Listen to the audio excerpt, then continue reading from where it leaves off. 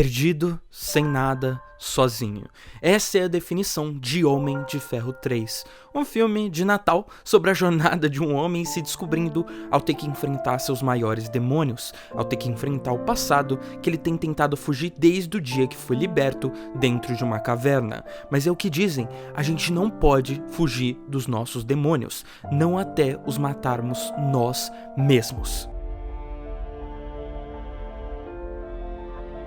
Vocês querem saber? Um filme que começa com I'm Blue com certeza não pode ser um filme ruim. Mas tá bom, além disso, por mais que você odeie o personagem, é inevitável não entender o porquê ele é o rosto desse universo. Homem de Ferro 1 foi um sucesso, Homem de Ferro 2 foi um sucesso também. O personagem já era amado e com os Vingadores saindo em 2012, mais e mais fãs surgiram. O diretor de Homem de Ferro 1 e do Homem de Ferro 2, Jon Favreau, disse em dezembro de 2010 que não dirigiria o Homem de Ferro 3, optando por dirigir um filme do Magic Kingdom que nunca saiu. No mesmo ano, Robert Downey Jr. foi procurar o próximo diretor para dirigir o filme, um carinha que tinha dirigido o ator em Beijos e Tiros, o Shane Black.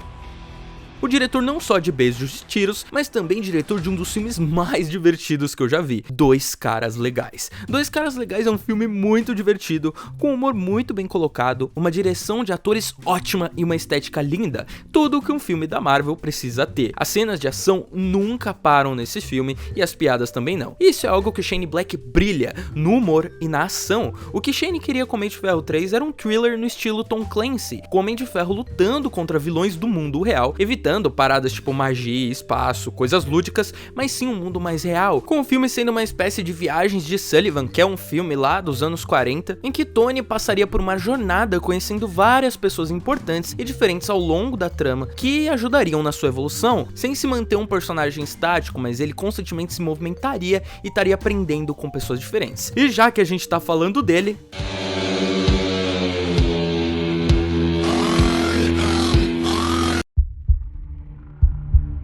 Tony Stark sempre foi um personagem quebrado, seja antes ou depois do momento na caverna do primeiro filme, e é por isso que muita gente odeia o personagem. Ele comete muitos erros, mas eu diria que eles são propositais, e você odiar ele também talvez seja um pouco proposital. Homem de Ferro 3 não poderia começar do jeito melhor do que mostrando a vida antiga de Tony antes do acontecimento que mudou sua vida, uma vida que ele nunca pensou que retornaria. Tony, depois de anos como herói, depois de derrotar o Monge de Ferro, o Whiplash e uma invasão alienígena em Nova York, tá obcecado, desesperadamente em busca de preencher o vazio dentro de si, um vazio de uma antiga vida de egoísmo. Tony sente que os pecados do seu passado ainda estão sendo pagos, sua vida se tornou ser o Homem de Ferro, um novo propósito que, apesar de inicialmente ao longo dos filmes nos ser mostrado como uma dádiva, também se torna a sua maldição, em algo que a gente chama de síndrome de burnout. Momento dicionário mate aqui pra vocês. A síndrome de burnout é um distúrbio psíquico causado pela exaustão extrema sempre relacionada ao trabalho. Essa condição também é chamada de síndrome do esgotamento profissional e afeta quase todas as facetas da vida de um indivíduo. Ela é o resultado direto do acúmulo excessivo de estresse, de tensão emocional e de trabalho. Eu não achei que as coisas poderiam piorar. Mas eu tinha que ter ligado a televisão, né?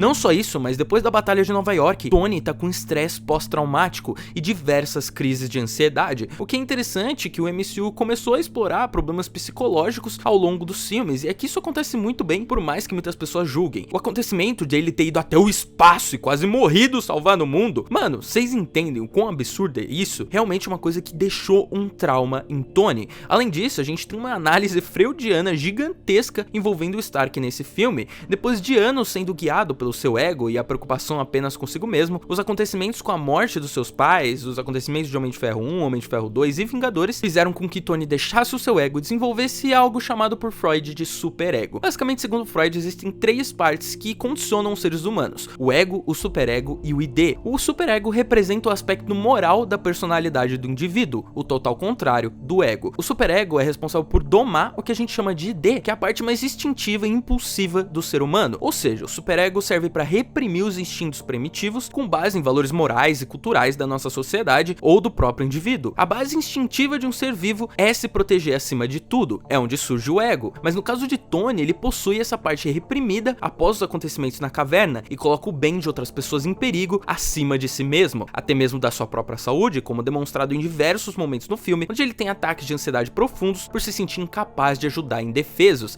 Essa é a questão. Sem armadura, Tony se sente indefeso. A armadura não é só uma arma, mas também é uma casca que Tony se esconde e sente que pode proteger as pessoas que ama, e sente também que essa seja a única forma. Muitos julgam Stark, mas não entendem que o objetivo principal do personagem é realmente ser totalmente quebrado, cheio de falhas de caráter e traumas que nós nunca vamos entender. A sua vida de playboy e bilionário que criava armas deixou muitos demônios que retornam e voltam para buscá-lo. Tony entende isso e se torna obcecado em criar as armaduras, um arco que continua inclusive em Era de Ultron. É isso.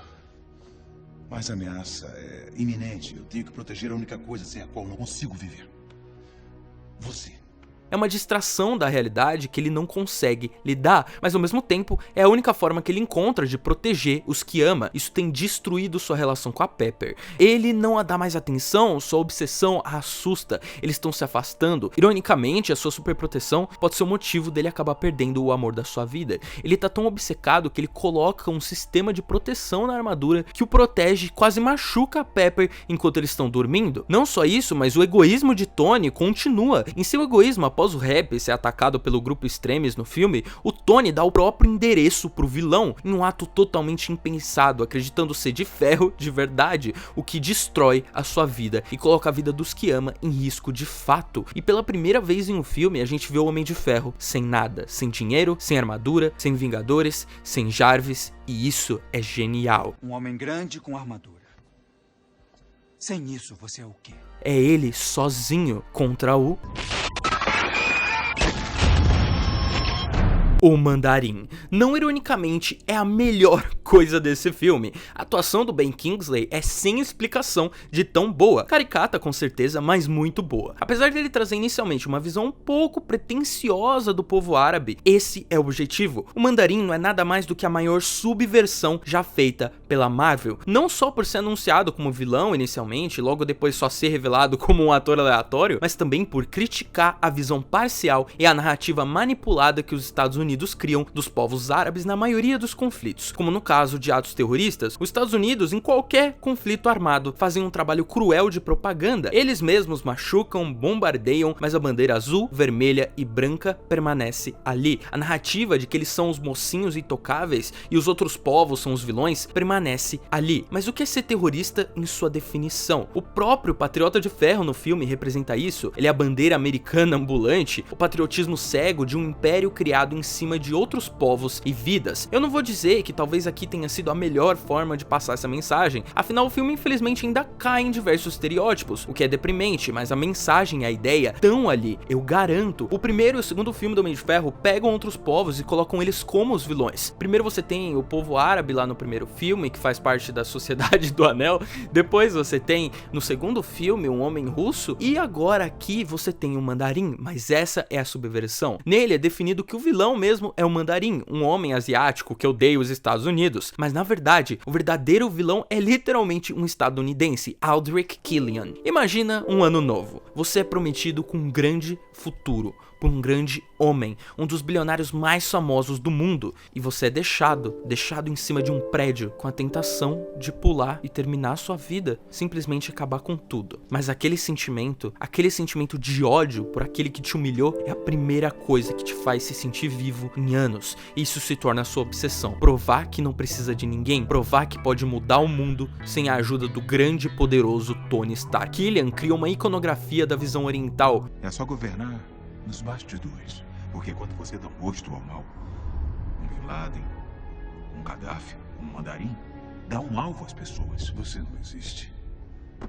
uma estratégia de mestre para enganar os Estados Unidos. Cara, eu vou repetir aqui, é um homem branco capitalista que cria uma caricatura asiática de um vilão para esconder os seus atos, já que ele sabe que os Estados Unidos vão comprar essa imagem que ele vendeu, afinal é um país cheio de propaganda política, ele vende suas armas e acaba com Tony Stark nessa grande estratégia, e isso é genial ao mesmo tempo que é uma crítica. Homem de Ferro 1 possui um vilão que é o oposto do herói, e o que ele poderia se tornar se seu egoísmo consumisse. Homem de Ferro 2 tem o legado do seu pai o perseguindo, com o vilão sendo mais um vilão do Howard do que do próprio Tony. O Homem de Ferro 3 é finalmente o herói confrontando seus próprios demônios da forma perfeita que uma trilogia deve terminar.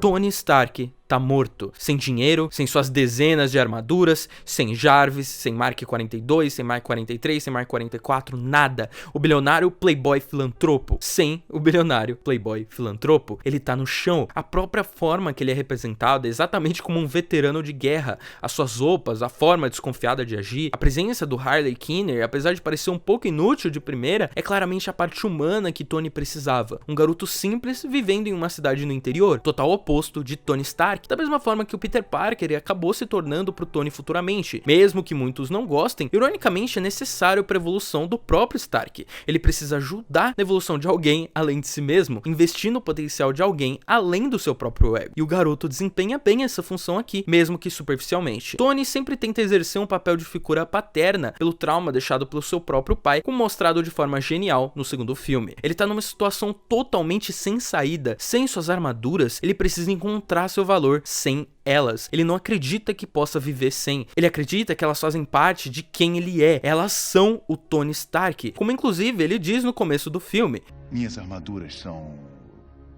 máquinas. Fazem parte de... Ele vai aprendendo como se virar usando sua inteligência e estratégias que possui. Ele cria gadgets com restos de tecnologia, baterias velhas, computadores quebrados, armas de batata. É outra subversão muito inteligente, retirar do herói toda a base do poder que possui para que ele prove seu valor sem isso. Algo que o Homem-Aranha de Volta ao Lar tenta fazer, mas não é nem 10% tão efetivo quanto esse filme aqui, porque esse é um arco perfeito pro Stark. Na moral, ele consegue invadir a base do Mandarim desse jeito, tipo, sem nada, e é realmente muito bom. A batalha final do filme, depois do Tony passar por toda essa jornada, apresenta a sua superação. Ele destrói as armaduras e representa a sua abdicação da sua obsessão, a desconstrução do personagem Homem de Ferro. A gente vê tudo nesse roteiro, um roteiro que faz o filme em sua base ser bem estruturada. A ideia de que o personagem começa em um ponto A e termina em um ponto B. Ele começa de uma forma no ponto A e termina no ponto B de outra forma, ou até retorna ao ponto A de outra forma totalmente diferente de quando começou. Homem de Ferro 3 é um filme injustamente subestimado. Eu acho ele realmente muito bom. As discussões sobre questões de terrorismo, sobre questões do patriotismo americano e do império dos Estados Unidos, realmente é muito bom. E eu sinto que algumas dessas ideias foram barradas pela própria Marvel para serem colocadas mais piadinhas sem graça em todos os momentos sérios. Mas eu acredito que ali na sua essência eu consigo ver o que o Shane Black tentou criar. E ele conseguiu muito bem. O filme é divertido acima de tudo. Se você não quer ver esses subtextos, você pode assistir o filme simplesmente por ele ser divertido. As cenas de ação são muito boas, muito interessantes. Eu gosto muito das armaduras do filme, e inclusive a Mark 42, eu amo ela, acho ela muito legal. A troca do vermelho pelo amarelo, essa oposição entre os dois fica muito boa. Tony, durante o filme, ele muda, ele entende que não é o Homem de Ferro que é o herói, mas sim o Tony Stark. E suas armaduras não definem, não mais, ele não precisa mais ser definido pelos seus traumas, não precisa mais ser definido pela sua obsessão, pela sua ansiedade, pela sua crise, por tudo. Tony é seu próprio homem, e é isso que faz quem ele é. Esse filme é realmente muito bom, e eu amo a mensagem que ele passa, de que não é a armadura que faz o herói.